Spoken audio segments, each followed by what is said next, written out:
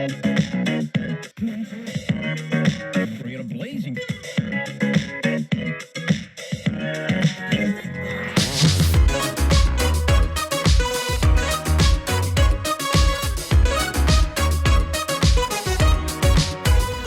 Hey, Maggie, how are you? Good, how are you? Great to see you. Great to see you too. How's your visit to Charleston been? Amazing. So it's been like 20 years since you first came to UC. How's the campus changed over that time? Well, I honestly don't even know where to start.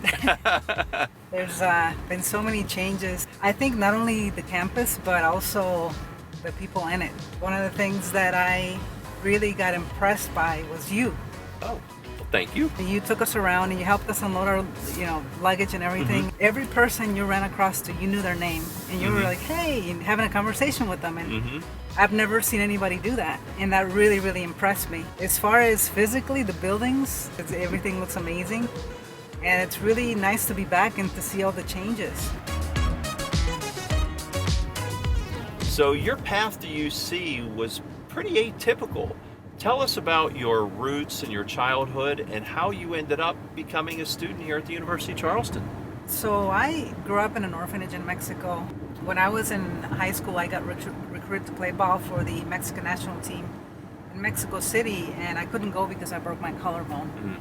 And I came back up to the United States on a mission trip with my parents and my 68 siblings on a bus, and we got invited to stop at a picnic here in South Charleston, Kansas City.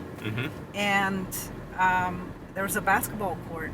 There happened to be the coach of the University of Charleston, and she saw me play, and she told my father I want her to come play for me on a scholarship, and that's really why I'm here. So you came to UC, you were an interior design major, is that right? That's right. And then after you graduated, you were working in that field, but then kind of a hobby turned into a really successful entrepreneurial venture for you. Tell us about that. It did. Actually, when I graduated college, there was hardly any opportunities for interior design in the state. A lot of people had to move out, so I was homeless for a little while.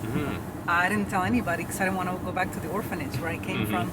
I was lucky enough that UC gave me a place to stay after somebody found me on the streets. One of your cooks, actually, and they gave me the president then gave me a place to stay, and so I used to make salsa for my friends here and also the teachers, so people knew me for it. I got entered literally within a couple of weeks into a salsa contest at the Capitol Market, and I won by unanimous vote. Somebody gifted me $800 at the contest, and that's what I used to start this company, and it just grew. How did you first hit it big with your small company that you started from that contest? I had a long list of stores to call, supermarkets, and I had categorized them from the smallest to the largest, and I started making cold calls, and I got like 90 rejections. One day, after even my friends told me to quit to get a job, I took that list and I turned it upside down, and now at the top of the list was the Whole Foods Market. And from here, I called the Whole Foods Market, and I said, "Hey, my name is Maria Magdalena de la Cruz Garcia. I have an awesome pico de gallo de salsa. I think you guys will love it."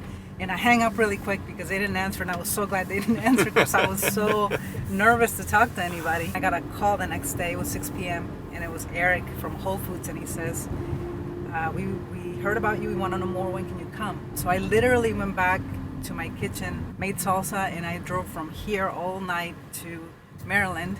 I got there, presented the products. It was intimidating because it was all men. They try the products. Eric gets up and he says, "Oh my gosh, we want these products. When can we have them?" And I said, "Well, how much do you need?" And at that time I was making about 250 pounds of salsa for friends. Eric tells me, "Well, your first order is going to be for 10,000 pounds of salsa." 10,000? 10,000. Oh my gosh. I was like, oh my God.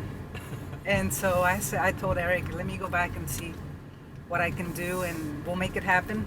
And that was the difference from making $12,000 a year to $1.9 million a year. And that was just with Whole Foods. And because the stores that saw that I was in Whole Foods, now they were like, okay.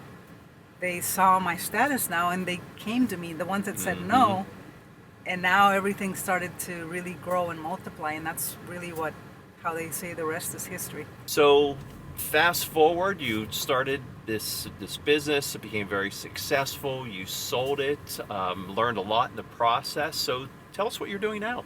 So now I am speaking. I'm a motivational speaker, inspirational speaker, and I'm speaking all across the country and the world. And I am sharing inspiration, planting seeds about mindset, about how to live a better life, about giving back, about becoming something bigger than yourself, doing something bigger than yourself.